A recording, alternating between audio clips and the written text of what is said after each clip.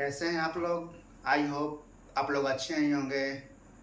टूटने लगे हौसले तो बस ये याद रखना, बिना मेहनत के हासिल तक तो ताज नहीं होते। जब टूटने लगे हौसले तो बस ये याद रखना, बिना मेहनत के हासिल तक तो ताज नहीं होते। ढूंढ लेना अंधेरों में मंजिल अपनी, जुगनू कभी रोशनी के मोहताज नहीं होते। तो हम आज फ्रांस की कथा पार्ट 2 लेकर आए हैं।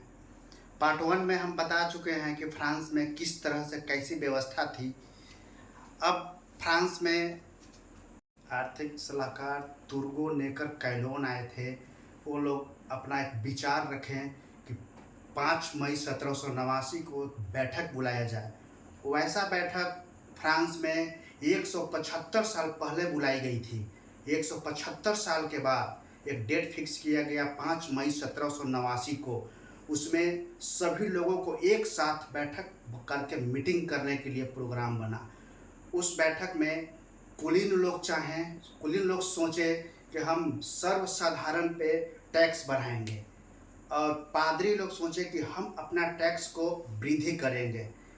पर सर्वसाधारण के दिमाग में एक बात चल रहा था कि हम तो टैक्स देते ही हैं, हम कुलीन से टैक्स दिलवाएंगे राजा को।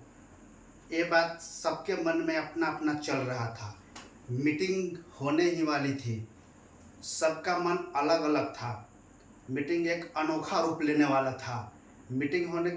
इस मीटिंग का नाम रखा गया था जनरल एस्टेट। इस मीटिंग में पादरी वर्ग से 300 प्रतिनिधि पहुँचे, कुलीन वर्ग से 300 प्रतिनिधि पहुँचे, पर सर्वसाधारण से 600 पहुँचना था, 600 पहुँचे।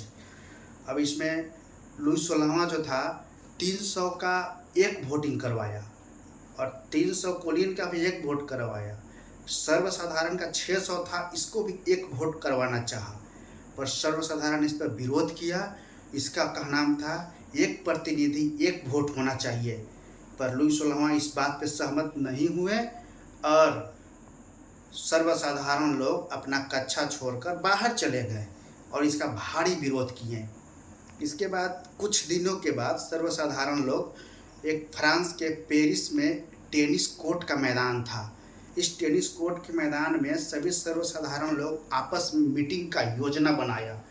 इस मीटिंग में भारी संख्या में लोग पहुँचे। पहुँचने के बाद मीटिंग हुई। मीटिंग में फ्रांस में एक बास्तिल का किला था, जिसमें फ्रांस के राजा लुई 16वां यानी फ्रांस के राजा के विपरीत उसके विपक्ष में बोलने पर उसको बास्तिल का किला में रखा जाता था। मान लो जेल था, एक तरह के राजा के निरंकुशता का प्रतीक था। उसमें व्यक्ति को रखा जाता था, उसमें कड़ा से कड़ा सजा मिलता था। ये लोग सर्वसाधारण लोग बास्तिल का किला को ही टारगेट बनाया, पहला टारगेट, और बास्तिल का किला को एक दिन ध्वस्त करने के लिए एक डेट बनाया, जो 14 जुलाई 1789 का डेट फिक्स किया कि 14 जुलाई 1789 को बास्तिल का किला पे हम लोग धावा बोलेंगे। और उस दिन का भी दिन आ गया। 14 जुलाई जैसे ही दिन आया, उस दिन सभी लोग एकजुट हुए और एकजुट होकर बास्तिल का किला पे हमला कर दिए। बास्तिल का किला में उतना सिपाही नहीं होने के कारण सर्वसाधारण लोग बास्तिल के किले पे हमला बोलकर पूरा वहाँ बम बारूद गोला बंदूक जो भी था सब लोग लूट लिए, सभी पुलिस को मार दिए।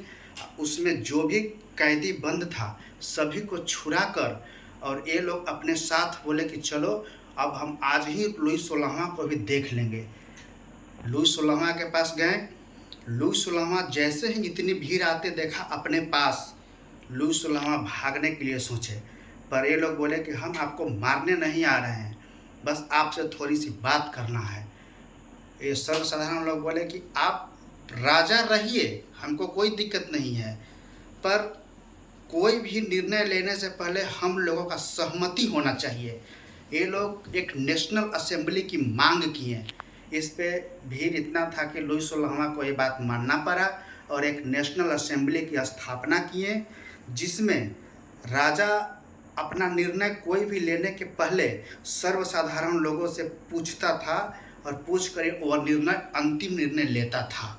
अरे टोपी वाला, अरे तुम्हारा ध्यान किधर है? मूर्खो, बाज की तरह उड़ना है तो तितलियों का साथ देना छोड़ दो। समझे कि नहीं समझे? चलो चलो इधर देखो, तुम सबको तो ध्यान अब तो रहना चाहिए कम से कम। चलो टॉपिक पे आते हैं। फ्रांस में जब बास्तिल का किला टूटा था तो 14 जुलाई को टूटा था।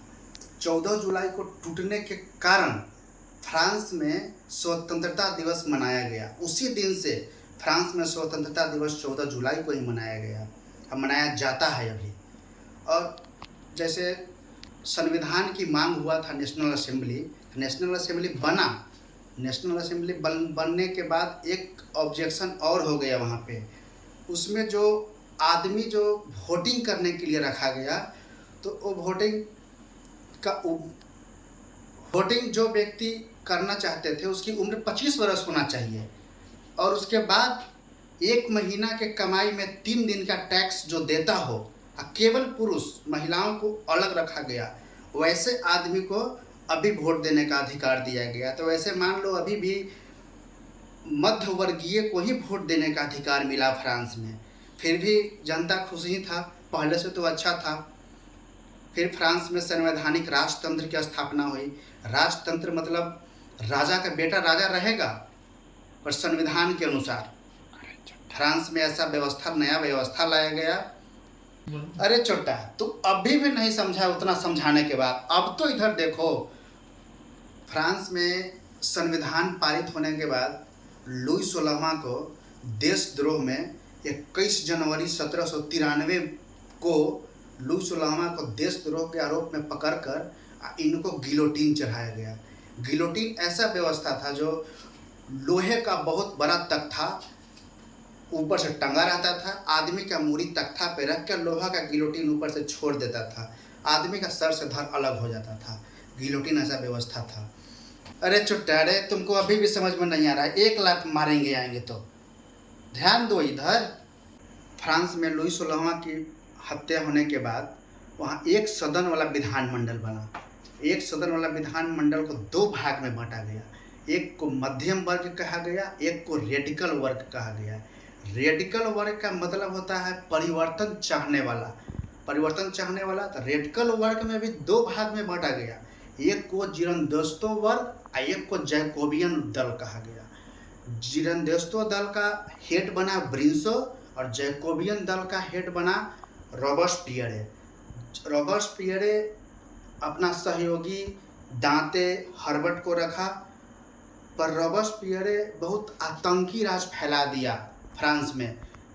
और रॉबespierre वाला जो दल था एक गरीब लोगों का दल था, मजदूर वर्ग, दिहाड़ी मजदूरी जो व्यक्ति करते थे, वैसे व्यक्तियों का एक दल था जैकोबियन दल, जिसकी अध्यक्षता कर रहा था रॉबespierre। चलो आज का क्लास यही समाप्त करते हैं। नेक्स्ट वीडियो में। अरे रुको, थोड़ा सा सुन लो।